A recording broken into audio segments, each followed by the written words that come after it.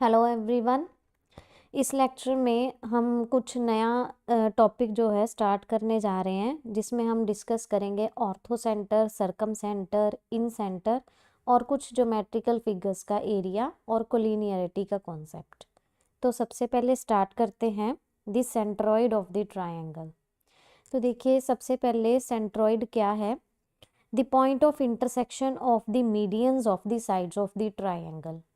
तो हम क्या करते हैं, जैसे ए वर्टेक्स है, ए वर्टेक्स से इसका मीडियन ड्रॉ किया, दैट इज ए ई, और यहाँ से बी वर्टेक्स से मीडियन ड्रॉ किया बी एफ, और सी से ड्रॉ किया सी डी। तो इन सब का जो पॉइंट ऑफ इंटरसेक्शन है जी, उसे हम कहते हैं सेंट्रॉइड ऑफ द ट्रायंगल। तो इसको कैसे सॉल्व किया जाता है? हमारे पास ये जो कोऑर्डिनेट्स हैं, इनको ऐड करके 3 से डिवाइड करना है। That is g is equals to x1 plus 2 plus 3/3 and y1 plus y2 plus y3/3। इसमें एक और प्रॉपर्टी है, जैसे यहाँ पर AG रेशो GE, ये हमेशा क्या होगी? 2:1 होगी। सिमिलरली आपके पास जो CG रेशो GD है, वो भी क्या होगी? 2:1। एंड BG रेशो GF क्या होगी? 2:1। तो ये इसकी एक प्रॉपर्टी है। देन नेक्स्ट है आपके पास ऑर्थो सेंटर। अब ऑर्थो सेंटर क्या है? देखो, सेंट्रॉइड में क्या था? Point of intersection of the medians. तो ये मीडियंस का पॉइंट ऑफ इंटरसेक्शन था। तो मीडियंस मीन्स कि ये वाले पॉइंट्स क्या हो जाएंगे? मिड पॉइंट्स हो जाएंगे। यहाँ पे E, F और D तीनों क्या होंगे? मिड पॉइंट्स होंगे। और इसमें क्या है? ऑर्थो सेंटर में, ऑर्थो सेंटर में the point of intersection of the altitudes. तो अब एल्टीट्यूड्स का पॉइंट ऑफ इंटरसेक्शन है, मीन्स यहाँ पर F, D और E पर 90 डिग्री का एंगल बन रहा है। इन सबका जो पॉइंट ऑफ इंटरसेक्शन है H, उसे हम क्या कहते हैं? Ortho centre. तो यहाँ पर ज़रूरी नहीं है कि जो आपके F, D और E हैं वो मिड पॉइंट्स हों, ठीक है? तो मीडियंस तो मिड पॉइंट में से पास करेगा, एल्टीट्यूड्स का ज़रूरी नहीं है। तो इसमें हम क्या कॉन्सेप्ट लगाएंगे ऑर्थो सेंटर को फाइंड आउट करने के लिए? इसमें एक कंसेप्ट चलेगा स्लोप्स का। तो उसके लिए आपको एक छोटी सी ये नॉलेज होनी चाहिए कि अगर ax plus B Y plus C equals to 0 line की इक्वेशन है, तो हम स्लोप कैसे निकालते हैं? Minus coefficient of x upon coefficient of y, ठीक है? तो इसको सपोज मैंने m से डिपिक्ट करना है। और एक और बात, अगर दो लाइंस परपेंडिकुलर हैं, तो दोनों के स्लोप में क्या रिलेशन होता है? फर्स्ट लाइन का जो स्लोप होगा, सेकेंड लाइन का स्लोप होगा, दोनों का प्रोडक्ट जो है वो -1 होगा। तो इस कंसेप्ट को यूज़ करते हुए हम ऑर्थो सेंटर फाइंड आउट करेंगे। देन इसके साथ आपको लाइन की इक्वेशन लिखनी आनी चाहिए कि सपोज आपके पास x1, y1 पॉइंट गिवन है और एक स्लोप m गिवन है। देन इक्वेशन ऑफ लाइन आप कैसे लिखेंगे? That is y minus y1 equals to m times x minus x1। तो ये सारा का सारा कंसेप्ट जो है स्ट्रेट लाइन चैप्टर से रिलेटेड है, जो हम नेक्स्ट क्लास में डिस्कस करेंगे। अभी के लिए सिर्फ इतना जो है यूज़ होगा, तो इसको हमें थोड़ा याद रखना पड़ेगा। तो ये हो गया। और एक और बात यहाँ पर क्या है कि अगर दो लाइंस परपेंडिकुलर हों, तो उनमें देखो क्या रिलेशन होता है। अगर ax plus B Y plus C equals to 0 line है, इस लाइन के परपेंडिकुलर मुझे एक लाइन लिखनी है, तो वो क्या होगी?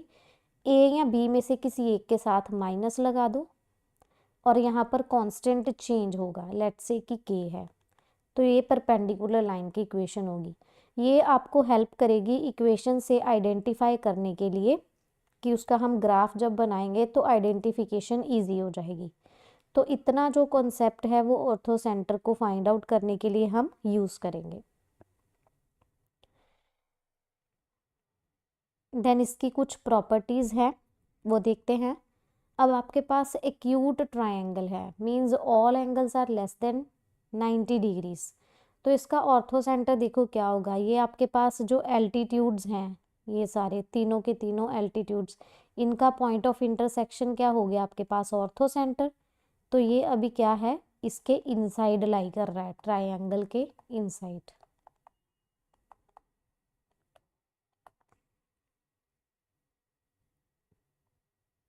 देन नेक्स्ट है राइट एंगल्ड ट्रायंगल, मीन्स जिसमें एक एंगल 90 डिग्री हो। उसमें क्या होता है कि जिस पॉइंट पर आपका राइट एंगल बन रहा है वही वर्टेक्स क्या हो जाएगा, आपका ऑर्थो सेंटर हो जाएगा। तो इसमें ये आपका 90 डिग्रीज पे जो है ऑर्थो सेंटर होगा।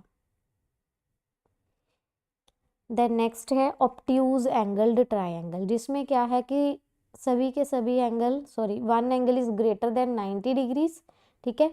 तो इसमें क्या होगा, आपका ortho centre outside the triangle lie करेगा। जैसे ये तीन साइड्स आपके पास गिवन है, इन तीनों के हमने ये एल्टीट्यूड्स ड्रॉ किए, ये यहाँ पर मीट कर रहे हैं। तो ये आपके पास क्या है, ऑर्थो सेंटर है, जो कि ट्रायंगल से आउटसाइड लाई कर रहा है।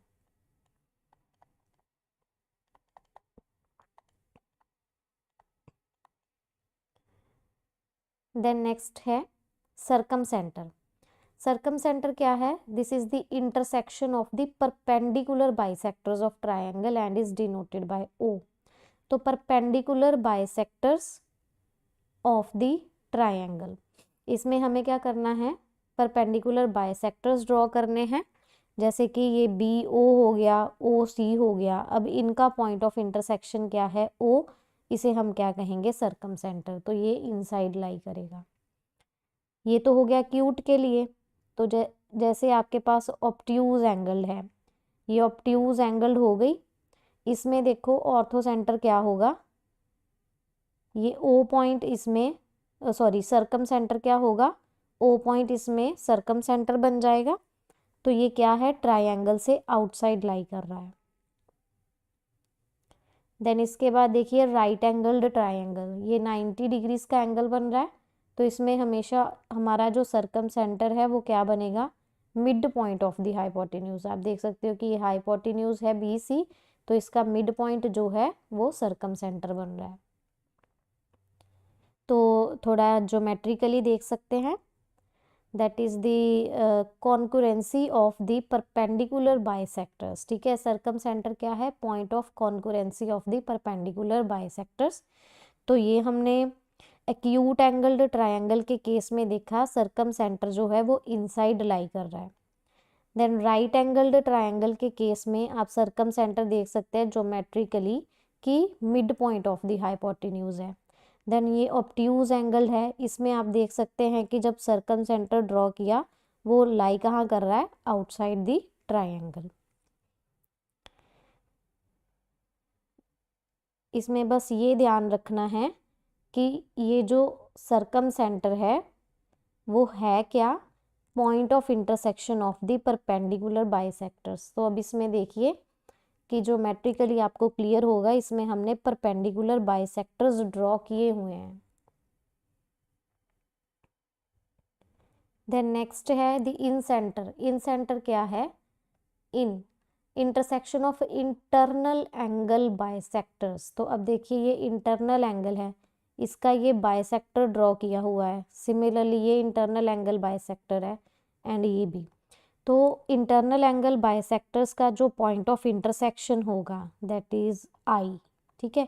तो आई क्या कहलाएगा यहाँ पर, इन सेंटर।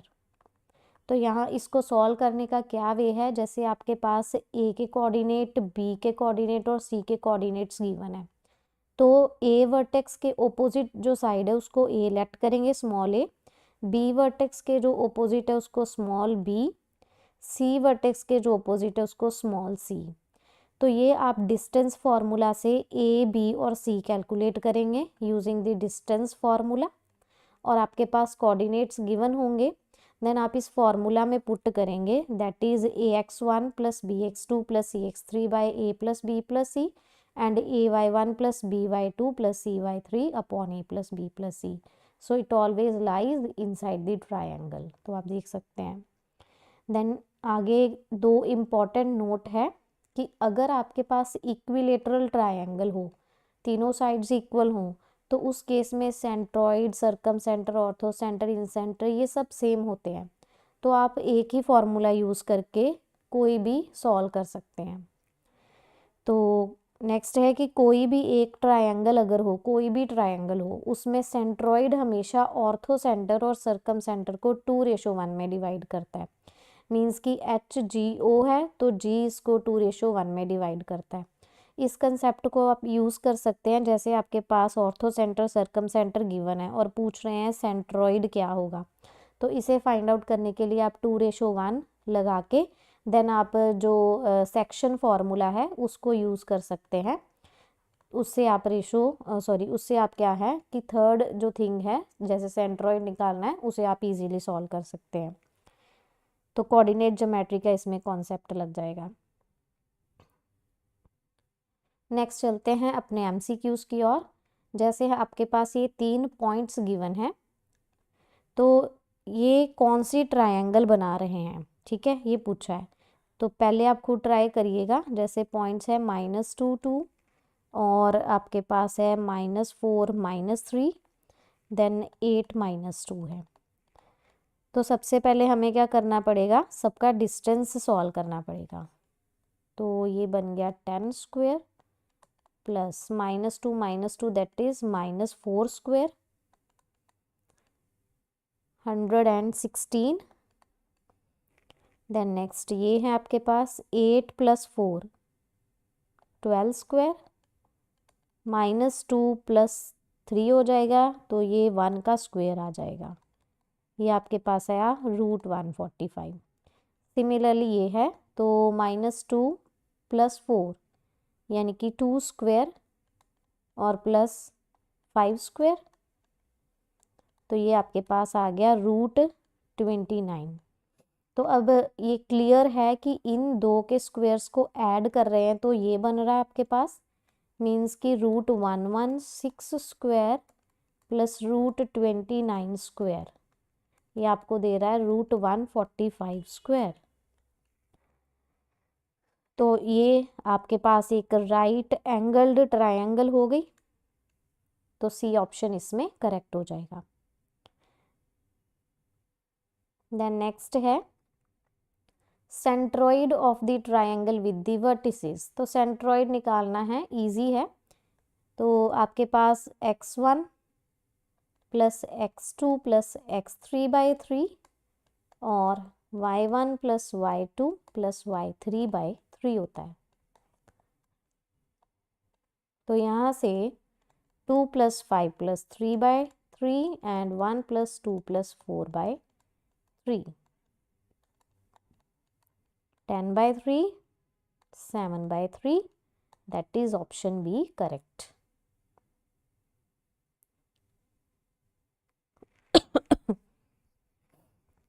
तो नेक्स्ट कह रहे हैं the in centre of the triangle formed by these points. तो अब देखते हैं आपके पास जैसे ये ट्रायंगल है 0 0 और ये पॉइंट है आपके पास 16 12 और एक 5 12, ठीक है। तो ये ABC, A हो गया, ये B हो गया और ये C हो गया। अब इसके ओपोजिट डिस्टेंस में A लेट करूँगी, B के ओपोजिट ये वाला B हो जाएगा और C के ओपोजिट ये C हो जाएगा। देन डिस्टेंस फार्मूला से पहले तो आप डिस्टेंस कैलकुलेट कर लीजिए। A = 16 - 5 11 square 12 - 12 0 square that is 11, तो A की वैल्यू 11। अब B चाहिए तो √16 स्क्वायर + 12 स्क्वायर आएगा 256 + 144 दैट इज़ 400 मीन्स 20, तो B की वैल्यू आपके पास 20 आ गई। अब C की वैल्यू चाहिए, तो ये आ गया आपके पास 5 स्क्वायर 12 स्क्वायर 25 + 144 √169 दैट इज़ 13, तो C की वैल्यू 13 आ गई। अब इन सेंटर का आपके पास फॉर्मूला था, that is AX1 + BY1 + CZ1 / A + B + C, ठीक है। ax2, bx2, by2 and c z2, wait, x1, sorry, x2 and x3, y1, y2 and y3, sorry, so a plus b plus c। तो यहाँ पर ax1, ये हमारा x1 y1, ये x2 y2 और ये x3 y3। 0 times a 11, b क्या है आपके पास 20 इंटू x2 5 प्लस c क्या है 13 into x3 that is 16 upon a क्या है 11 plus b 20 plus c 13। Similarly a 11 into y1 0 है plus b 20 into y2 12 plus c 13 into y3 that is 12। ठीक है, तो ये आपके पास अपॉन 11 प्लस 20 प्लस 13 हो गया। अब आप इसकी सिंप्लीफिकेशन कर लेना, जिसके बाद ये आपके पास आ जाएगा 308 अपॉन 44 और यहाँ बन रहा है 396 अपॉन 44। देन इसको कटिंग करेंगे तो ये 7 पे और ये 9 पे, 7 9, दैट इज ऑप्शन आपकी ए इसमें करेक्ट हो जाएगी।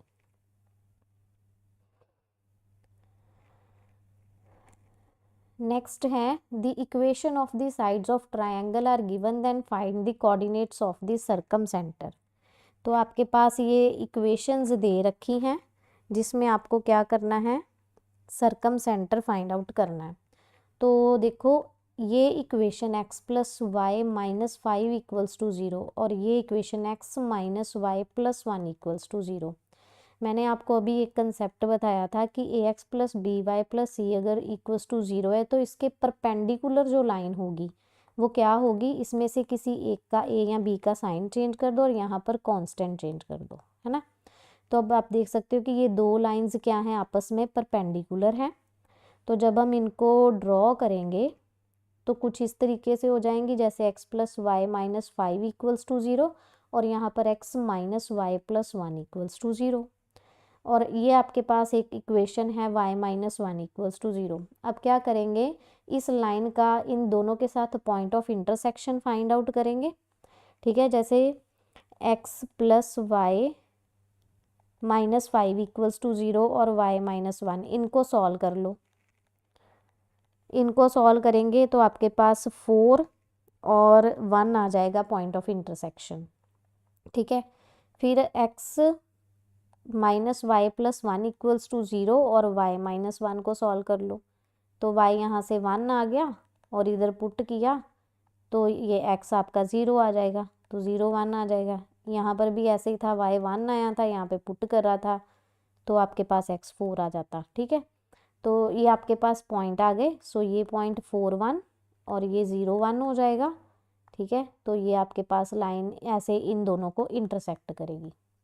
तो अब आप देख सकते हो कि ये आपके पास क्या बन गई, एक ये परपेंडिकुलर है ना, तो राइट एंगल्ड ट्रायंगल बन गई। तो राइट एंगल ट्रायंगल में सर्कम सेंटर क्या होता है, हाइपोटेन्यूज का मिड पॉइंट। तो ये इसका मिड पॉइंट निकालना है, मीन्स कि 4 प्लस 0/2 और यहाँ से 1 प्लस 1/2 दैट इज 2 और 1, मीन्स ऑप्शन ए इसमें करेक्ट हो जाएगी। तो ऐसे क्वेश्चंस में सबसे पहले इक्वेशंस को देखिएगा, मोस्टली यहाँ पर परपेंडिकुलर इक्वेशंस गिवन होती हैं। देन नेक्स्ट है the in centre of the triangle with the vertices. तो ये इन सेंटर सॉल्व करना है, ये क्वेश्चन आपका होमवर्क है, तो आप इसको सॉल्व करिएगा डिस्टेंस फार्मूला वगैरह यूज़ करके, जैसे मैंने आपको ऊपर एक क्वेश्चन करवाया है अभी ये वाला, इसी तरीके से उसको भी सॉल्व करना है। तो इसका आंसर आप जो है 5th क्वेश्चन का कमेंट करेंगे। देन नेक्स्ट है The vertices of triangle are given and the centroid of triangle lie on the x-axis. तो centroid means a plus b plus 4/3 and 1 plus 3 plus c/3। ठीक है, तो यहाँ से ये आ गया a plus B plus 4/3 and 4 plus c/3। तो अब सेंट्रॉइड लाई कहाँ कर रहा है, एक्स एक्सिस पे। इट मीन्स उसका y वाला कोऑर्डिनेट क्या होगा, 0 होगा। तो यहाँ से c की वैल्यू का क्या आ गई आपके पास, -4। ऑप्शन सी करेक्ट होती। नेक्स्ट है the circum centre of the triangle formed by the lines. तो इन लाइंस से जो ट्राइंगल फॉर्म होगी उसका आपने सर्कम सेंटर जो है वो फाइंड आउट करना है। तो y is equals to X given है, y is equals to 2x given है and y is equals to 3x plus 4 given है। तो लेट्स से कि ये कुछ डायग्रामेटिकली हम ऐसे लिख लेते हैं।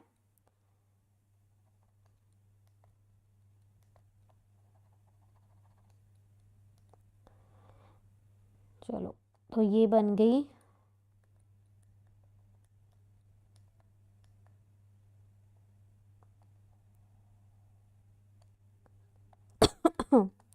y is equals to x, y is equals to 2x and y is equals to 3x plus 4। तो अब आपको चाहिए सर्कम सेंटर। ठीक है, तो ध्यान रखिएगा, हम एक बार वापस सर्कम सेंटर की एक बार डेफिनेशन देख लेते हैं।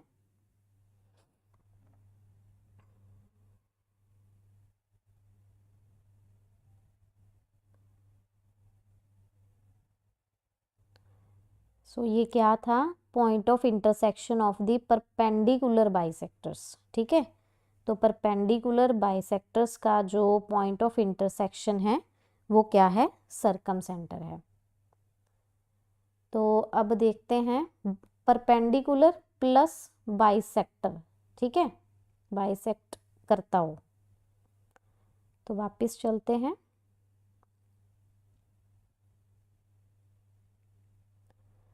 हाँ जी, देखिए, तो इसमें क्या करना है, जैसे मैंने यहाँ पर एक परपेंडिकुलर बाइसेक्टर गिरा दिया। ठीक है, सिमिलरली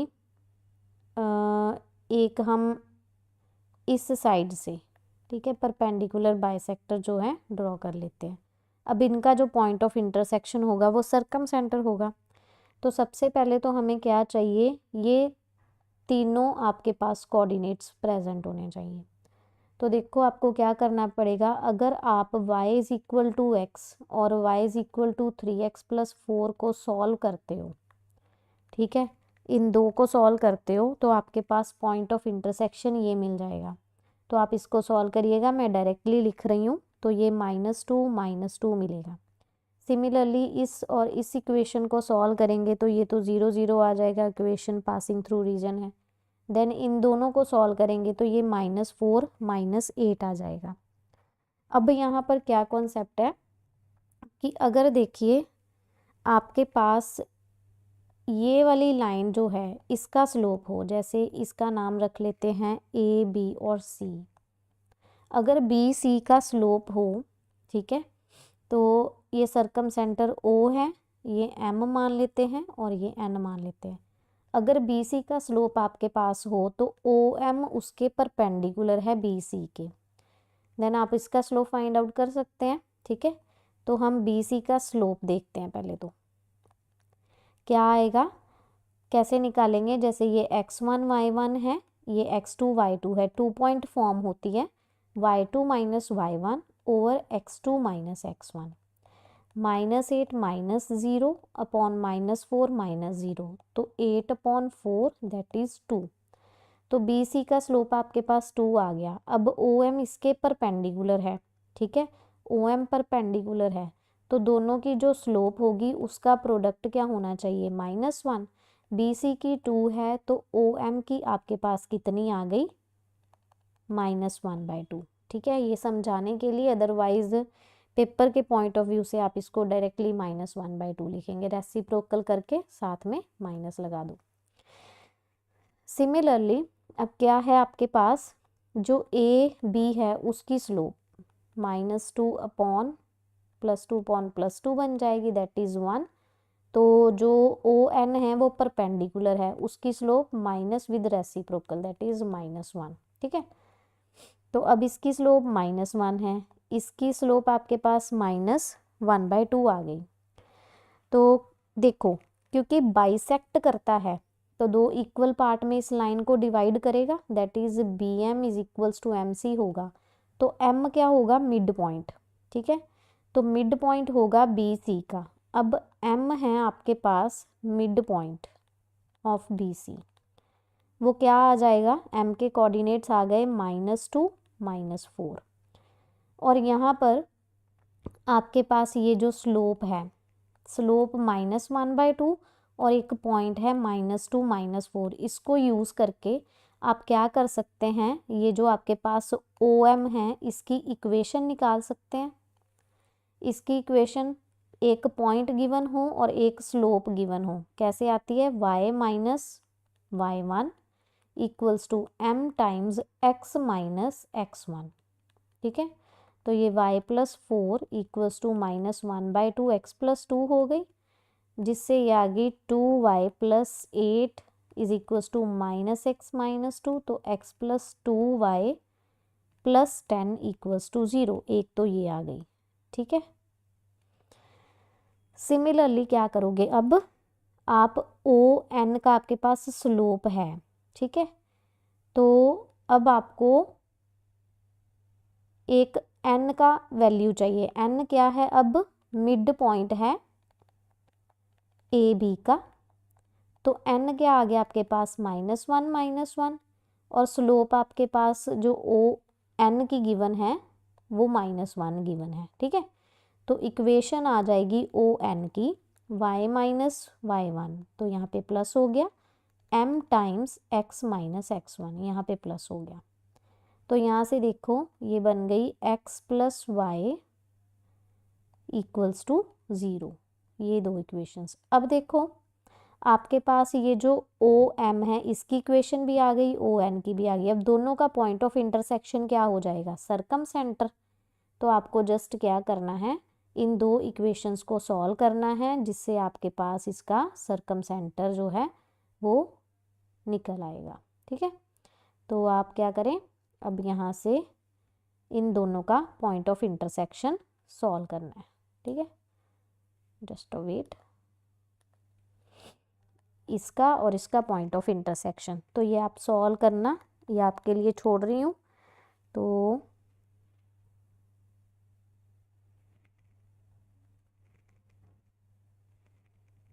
यहाँ पे 2 आ रहा है इक्वेशन में,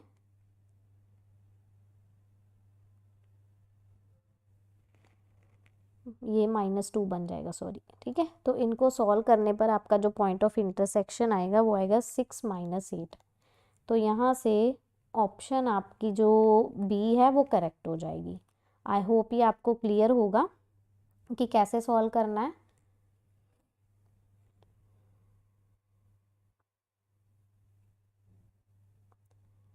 देन नेक्स्ट है ऑर्थो सेंटर ऑफ ट्रायंगल। तो देखो x + y इक्वल्स टू 1। ठीक है, तो ये बन गई 1 0 0 1।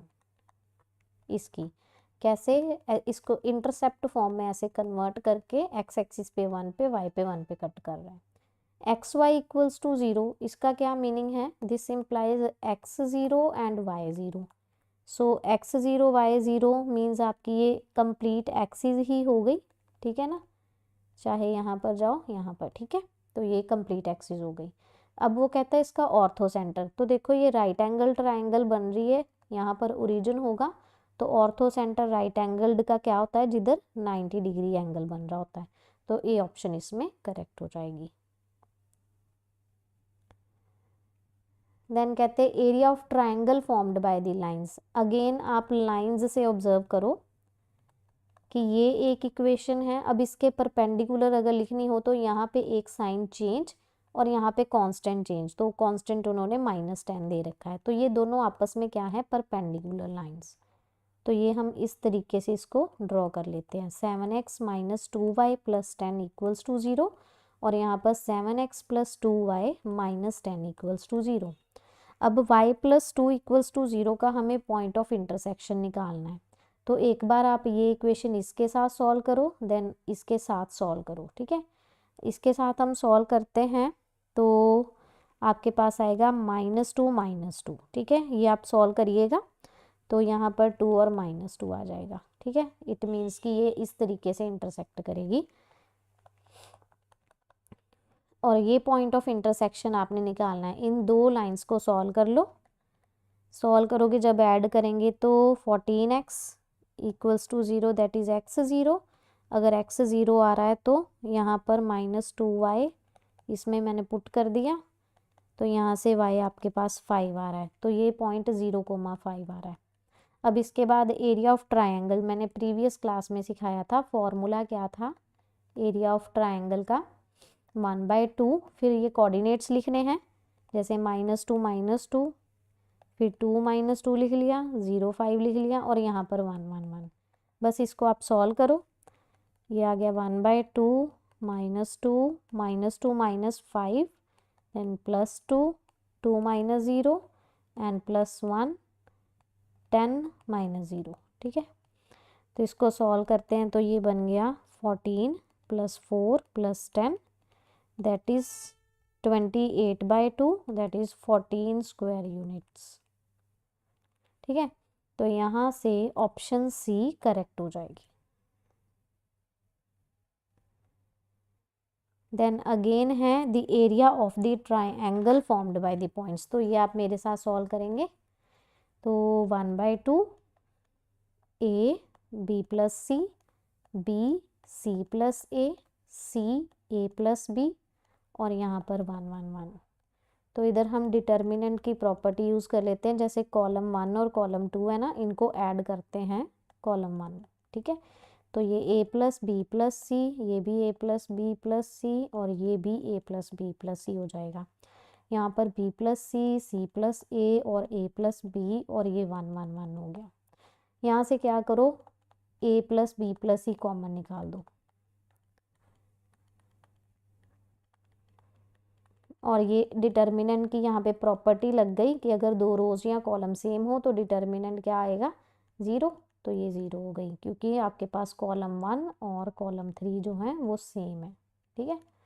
तो ये ऑप्शन डी करेक्ट हो जाएगी। देन नेक्स्ट है अगर पॉइंट्स जो हैं वो कोलिनियर है, कोलिनियर हो तो एरिया ऑफ ट्राइंगल क्या होता है 0 that is 1/2 5 5 10k -5 1 1 1 1 will be equals to 0। तो ये बन गया 5k -1 -5 10 + 5 and +1 10 + 5k equals to 0। तो 5k -5 15 and into 5 -75 + 10 + 5k equals to 0। 10k -70 equals to 0 तो k यहाँ से आ गया 7, सी आ गई ऑप्शन करेक्ट।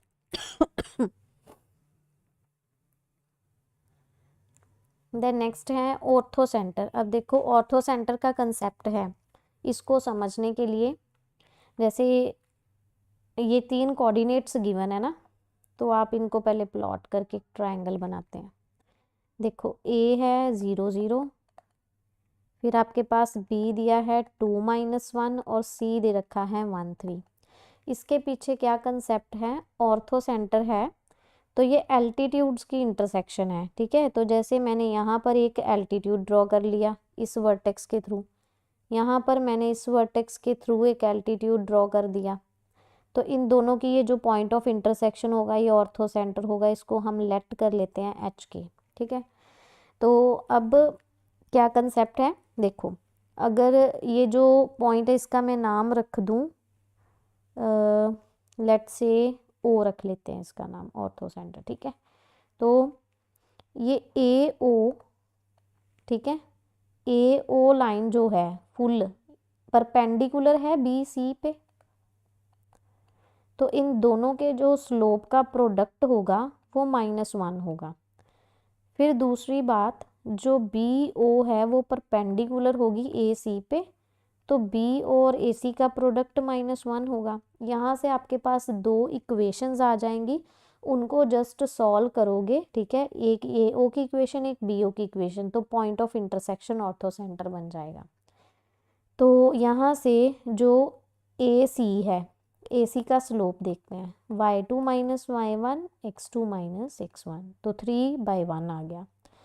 तो ए सी का स्लोप मिल गया। यहाँ से सिमिलरली फिर बी ओ, क्योंकि उसके परपेंडिकुलर है, तो बी ओ परपेंडिकुलर है, तो बी ओ का स्लोप क्या बन जाएगा, -1/3, ठीक है। सिमिलरली अब बी सी का स्लोप देखते हैं, तो 3 - 1 1 -2, तो 4 - 1 दैट इज -4। अब बी सी का आ गया, तो ये जो ओ से लेके यहाँ पर m रख लेते हैं, ठीक है,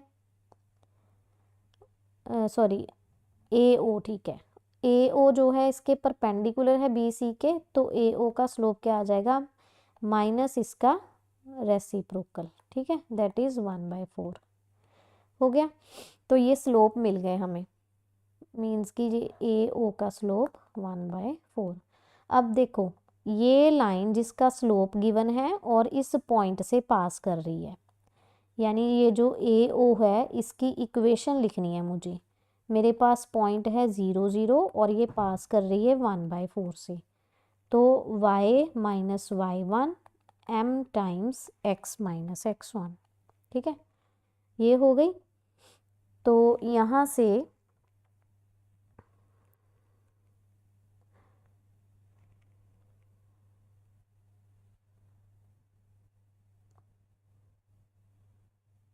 जस्ट वेट, हमें स्लोप का कॉन्सेप्ट यूज़ करना है, इक्वेशन नहीं लिखनी, जस्ट वेट।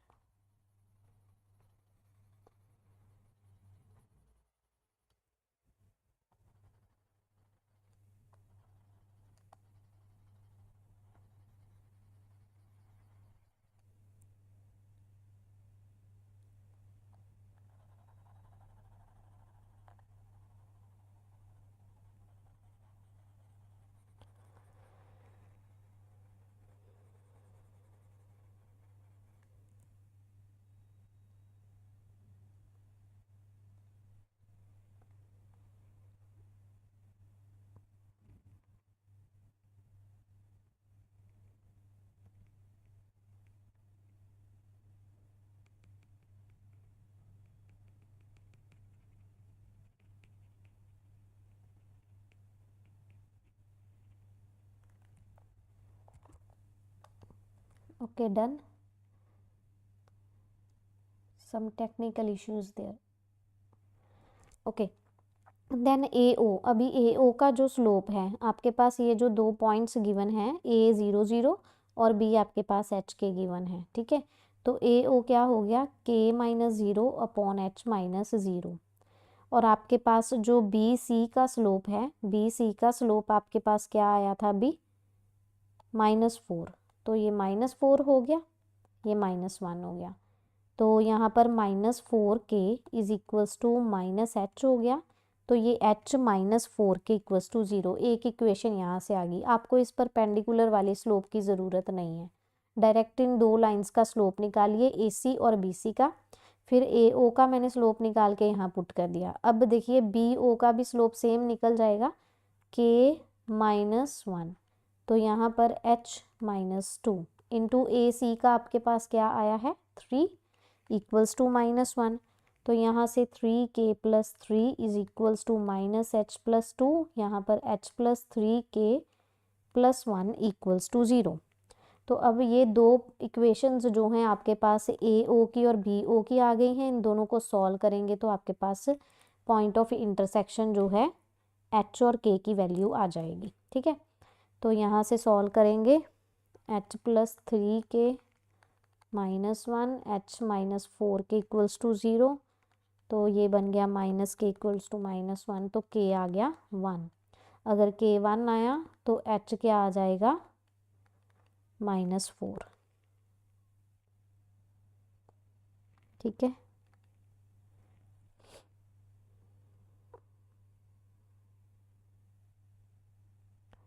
यहाँ पर H जो है, जस्ट वेट,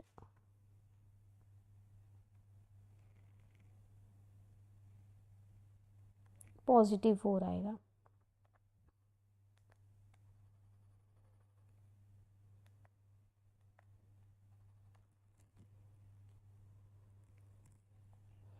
तो देखो ये यहाँ मैंने पुट किया K1, ठीक है। तो H -4 = 0 होगा यहाँ पे, ठीक है। यहाँ से H +4 आएगा तो 4,1, यानी कि यहाँ से ऑप्शन डी करेक्ट हो जाएगी। नेक्स्ट इजी है। इसमें क्या किया है उन्होंने कि आपको 3 इक्वेशंस दे दी, ठीक है। इससे ऑर्थो सेंटर पूछा है कि कौन से क्वाड्रेंट में लाई करेगा। तो देखिए कि जैसे आपके पास है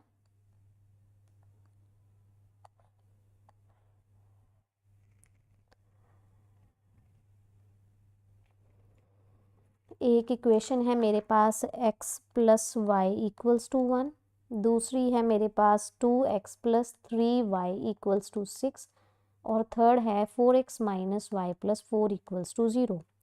तो आपको क्या करना है, सेम वे से जैसे मैंने यहाँ पर एक और यहाँ पर एक एल्टीट्यूड्स ड्रॉ कर लिए, ये पॉइंट होगा, इसको हम H के लेट करेंगे। उससे पहले आपके पास ये 3 कोऑर्डिनेट्स होने चाहिए। तो ये तीनों इक्वेशंस आप सॉल्व करेंगे, जैसे इन 2 को लेके सॉल्व करेंगे तो आपके पास ये पॉइंट आएगा -3/5 8/5। अगर इन 2 को लेके सॉल्व करोगे तो -3 4 आ जाएगा। इन दोनों को सॉल्व करेंगे तो -3/7 एंड 16/7 आ जाएगा, ठीक है। तो ये आपके पास कोऑर्डिनेट्स आ जाएंगे। अब आपको क्या करना है, सेम वे से सॉल्व करना है। तो जैसे ये A हो गया, ये B हो गया और ये C हो गया। BC का जो स्लोप आएगा, ठीक है, उसका O के साथ रिलेशन क्या होगा, -1। फिर देन आपके पास जो BAC का स्लोप होगा ये लाइन का, उसका रिलेशन BO के साथ -1, परपेंडिकुलर हो गए दोनों। तो इन 2 से आप 2 इक्वेशंस बनाएंगे, ठीक है। सेम वे से आप ऑर्थो सेंटर जो है फाइंड करेंगे, ठीक है, और उसके बाद चेक करेंगे कौन से क्वाड्रेंट में लाई करता है। तो इसका जो करेक्ट आंसर आएगा वो फर्स्ट ऑप्शन आएगा। इसका ऑर्थो सेंटर आपका आना चाहिए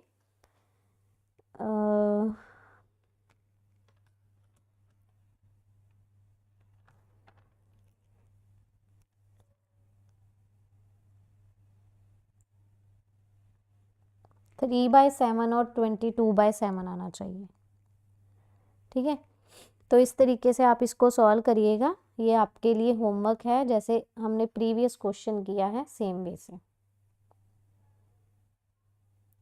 देन इन सेंटर है, again this is an easy question. तो ये क्वेश्चन लास्ट वाला आपके लिए होमवर्क है। तो ये लास्ट का आंसर आप जरूर कमेंट करिएगा, एक 5th का और एक लास्ट का, ठीक है। ये 2 क्वेश्चंस का जो आंसर है आप कमेंट बॉक्स में टाइप करिएगा। देन मिलते हैं नेक्स्ट क्लास में।